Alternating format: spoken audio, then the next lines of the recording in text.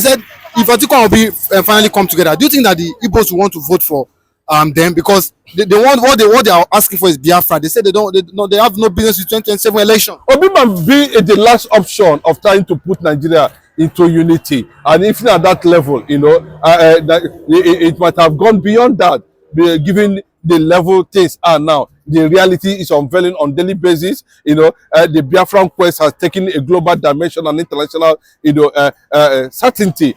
People are beginning to giraffe. World leaders are meeting over, Biafran cause. The Igbo nation in 88 countries of the world has continued to spread the understanding and the solidarity for the world to recognize, including the United Nations, the republic and the sovereignty of Biafra. And there's a lot of reasons why Biafra is more bigger than what Obi is actually trying to achieve. But if we didn't get that sovereignty as it is now, in terms of reality and solidarity, having been recognized by all major nations of the world, of course, the advancement for Igbo political will and weaponry will start from Obi, to the rest of Nigerians, to see how Igbos are going to muster the political strength at the end of the day, to deliver that mandate, to Obi. The Igbos love Obi so much. They love Obi because Obi seems to be the only symbol, of integrity Nigeria can be proud of. And Igbos have already seen him, as the only political figure with the dexterity and integrity, to transform and move Nigeria to Eldorado. The Northern people also agreed with Obi in that regard, and we can see that actually played out during the last election, 2023 election, where Peter Obi, single-handedly, even though he was underrated, came up. And I know that most of his votes came as a result of sympathy, as a result of signs of deep marginalization. That they were even warned that, I think Pa Ayo came out and said it, that if Peter Obi did not emerge the president of Nigeria in 2023, it might lead to the end of Nigeria. And that is why we are seeing, the Biafran nation, spreading like wildfire, across the four corners of the world. People are seeing Biafra as the only body or nation, that will represent a free world, just like what Americans representing today. For the black man needs Biafra to survive. Biafra means a lot to the black race. It's not about an Igbo thing, but still we are still talking about what our Igbos are going to gain from Peter Obi emerging president 2027. The problem is that with the North and the South muscle the presidency completely out from Tinubu and his men, who has helped Nigeria, who has taken Nigeria, to emergency unit. Nigeria is currently in emergency unit, struggling for life at the end of the day, and that is why you see the whole thing, moving from left to right. Like Atiku will say, Atiku have already said, it is trial and error. Bola Kija. I think if I might get it right, administration. That means the worst set of incompetent presidency in the history of Nigeria is what we are experiencing under Bola Ahmed Tinubu. A Southerner whom people believe that would have been more sophisticated than any president coming from the North. But we are seeing the other aspect of it completely, and for us here, it is not a welcome development. But no matter how you look at it, Nigeria still remains a corrupt, surviving, occupied by corruption. Nigeria is occupied by corruption. How would I occupied enemy? Now, Nigeria is an occupied enemy of itself, and that enemy is corruption. Is that corruption is an occupying force in Nigeria. Then how do we eradicate that?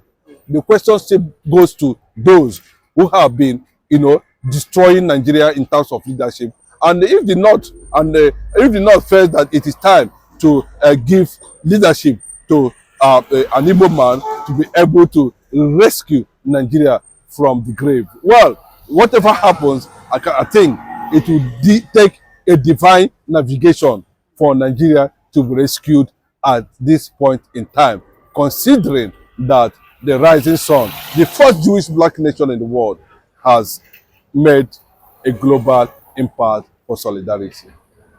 It's a splitted atmosphere politically now. If you look at what is the situation in the east, in the west, of course in the north, but the north seems to have a direct influential voting power in other regions, because the other region has not consciously wake up to the reality of mastering what they have in terms of the electorates going to the polling unit to elect their leaders. And the North seem to have the upper one. That's the major thinking of other tribes and other regions. But the fact still remains presently now that the level of sensitization in the North politically in terms of voting and that of the South is quite divided currently now, because the South sees themselves as more sophisticated. They do not attach religion to political favor or struggle or quest at the end of the day. So the South has its own unique approach to election matters, while the North themselves see politics as religion. So there's going to be another factor that will be factored into any merger that's going to take place between maybe Labour Party, PDP, NNPP, or some of the political parties at the end of the day. So how we're going to look at that depends on how they are going to be able to position themselves currently now. Bola Ahmed Tinubu's APC is in dilemma currently now as a result of the anti-people policy. You can see most of his policies are being shut down on arrival. The North seems to be overwhelmingly, showing that they still have what it takes to make anything work or make any bill policy work in Nigeria, especially those ones that are considered or being seen as an anti-North is being shut down completely. We see the Southern senators and we begin to ask questions.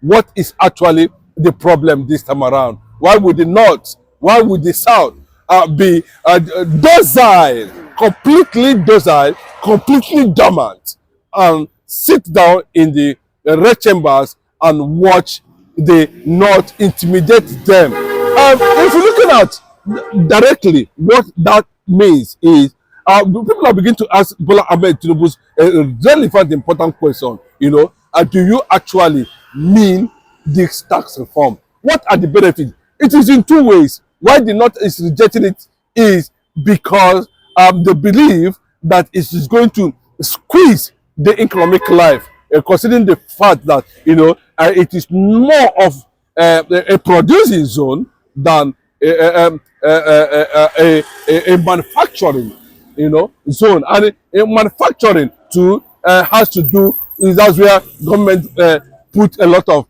interest in terms of value added tax at the end of the day. But they forget that North too is productive in their own way, because most of the things that are being taken or have been exported in terms of agriculture and thereabout, is still coming from that arena.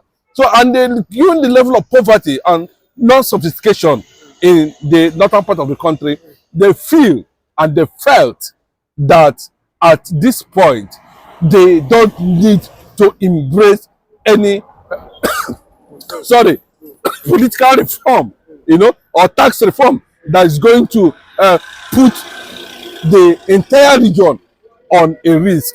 The government have just moved from 10% to 25%. What it means is that they added 2.5%, to the previous value added tax. What it means is that our government is going to be having more money, while the citizens themselves, are going to be crawling for survival, and it will be very devastating for some regions, especially in the north, where they consider it a maximum threat.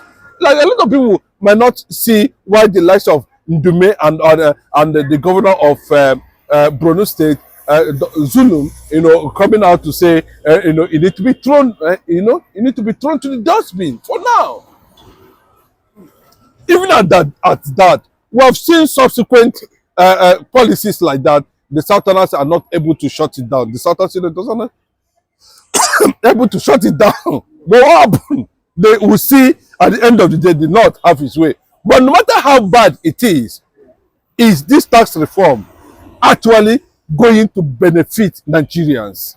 Or what is it that Bola Ahmed Tinubu is actually trying to drive with this tax reform? It is a purely tax regime. This is exactly what Lagosians experienced. Why in Lagos, especially, it was directly targeted on Igbo business people in Lagos. Because the Yorubas and the Hausas, the volume of their business cannot be compared with that of the Igbo man. So he used it to look at that angle of squeezing the Igbo businesses here in Lagos and putting enormous resources on the hand of Yorubas. Like what you want to, people are perceiving, that's actually what you want to achieve with the tax reform is trying to carry out at the national level, where it will be seen that after successfully Yorubalizing his administration, he is pushing for a tax reform that will put more money on the Yorubas, and by that time he will use it to establish a kind of political dynasty that he will want to sustain beyond 2027. So Nigerians need to be wise. The reason why the Northerners are kicking against it, the struggle is already clear. Why the North is also making sure that tax reform is actually backanized. But on the South, men looking at it, it might be somehow beneficial because it is part of the reform, regionalism, restructuring, on significant or insignificant principles of what he understands. Because most of the manufacturing and most of the productive resources and economic services, are domiciled here in the South. So at that point, they believe that it is likely is targeted at creating wealth for the Yorubas, while other regions are going to suffer. But the funny thing is that it has passed the first reading, it has passed the second reading, and is the president actually bent on pushing further for that reform, tax reform? If it goes further, that's what the Northerners are saying, then he might be in for impeachment, he might be in for a threat that would destabilize and balkanize the nation at the end of the day. That is what it is all about. That is what the tax reform can be stands for. But another aspect of it is that what would the states be taking at the end of the day?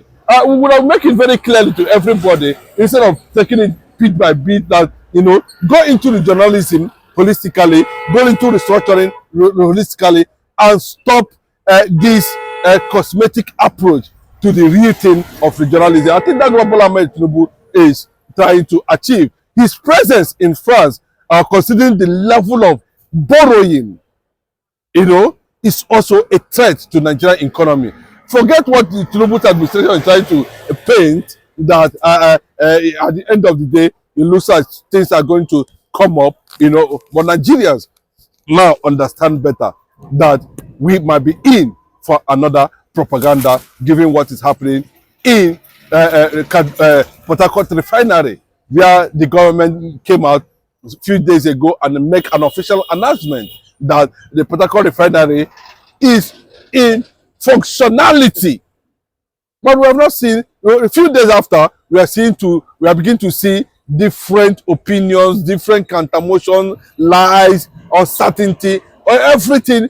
There's no transparency. And that was why when stakeholders of this nation called Nigeria looked at the poor handling of this administration by Bola Ahmed Tinubu, they decided that I think it is better, it is high time, for us to come together and see what we were going to do. Of course, Atiku, for me, I respect Atiku a lot to an extent, because he has been very objective, he has been very systematic, and he has been very political about the issues surrounding Nigeria. He extended.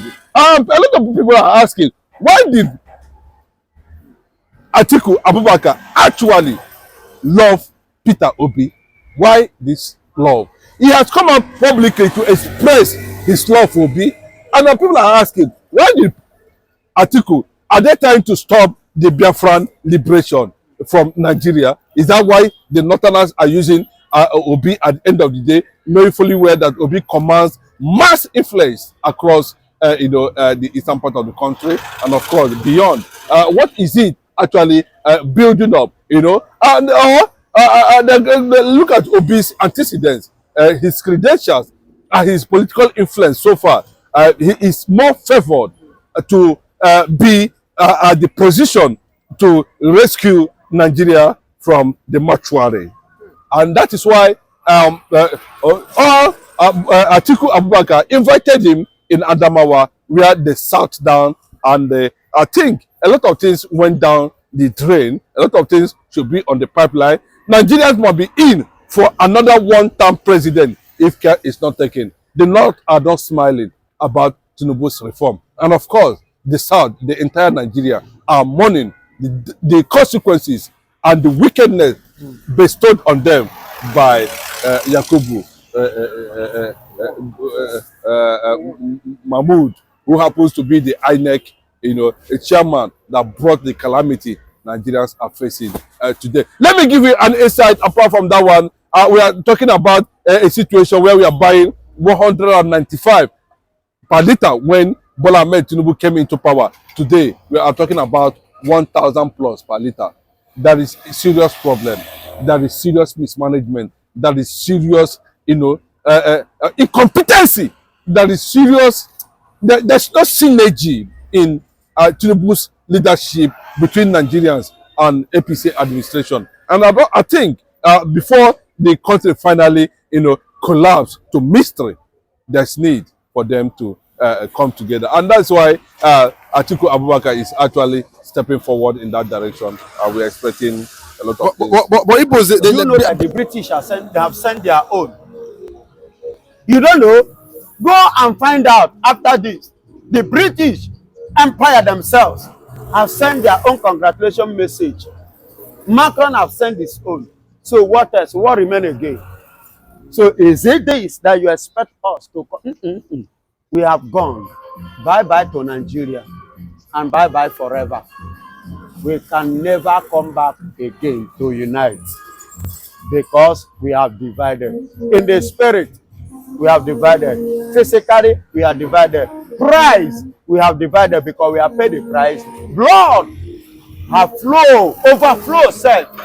Days to fight. Finland will use 105 days.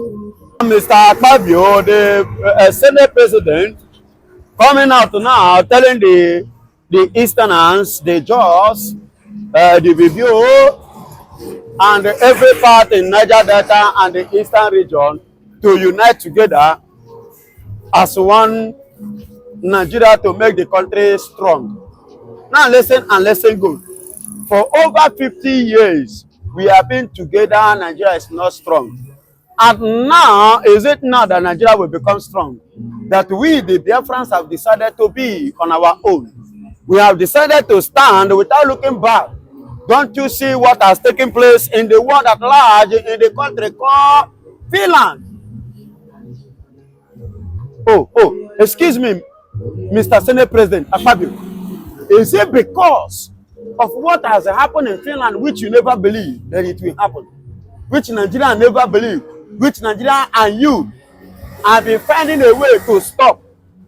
And finally it came to pass to your own imagination. You now come in this angle. So federal government, Tinubu now is sending you to come and say this. It is not going to work. For we, the Biafrans, are standing and we stood our ground that we are not going back. For we have paid the price. We have paid a lot of price for this.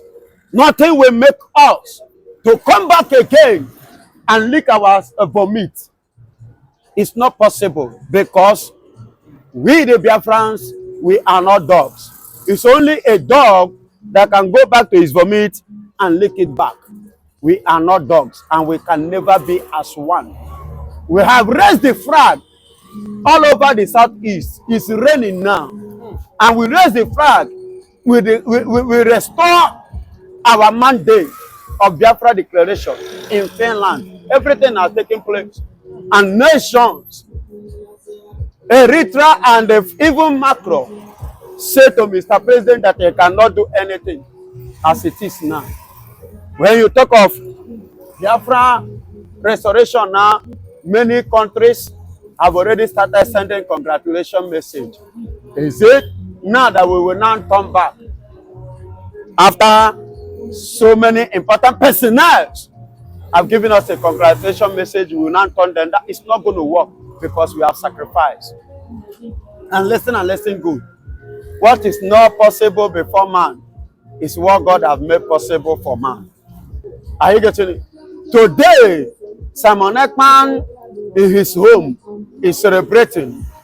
Ngozi, Dr. Ngozi Orabueze, the chief of staff, in a white apparel, rejoicing and celebrating that finally, this dream, this vision has come to stay. Dream of how many years? Over 50 years has finally come to stay. That the Americans, Germans, Eritrea, South Africa, Ghana, Egypt, China, Korea, Russia, even Ukraine, even in the midst of that darkness in Ukraine, they are sending their congratulation message. Funny enough, do you know that the British have sent their own? You don't know? Go and find out after this. The British Empire themselves have sent their own congratulation message. Macron have sent his own. So what else? What remains again? So is it this that you expect us to come? We have gone. Bye-bye to Nigeria. And bye-bye forever. We can never come back again to unite. Because we have divided. In the spirit, we have divided. Physically, we are divided. Price, we have divided because we have paid the price. Blood have flow, overflow said. Days to fight. Finland do use 105 days to fight for their freedom. But we have used it times 10 to fight for our freedom. Finally, we have gotten it. Glory be to God Almighty. Akpabio, go and sleep. Nothing like one Nigeria again. You can go, Nigeria can unite with the West, the Yorubas. But as for the Igbos, we are no more Nigeria. Thank you.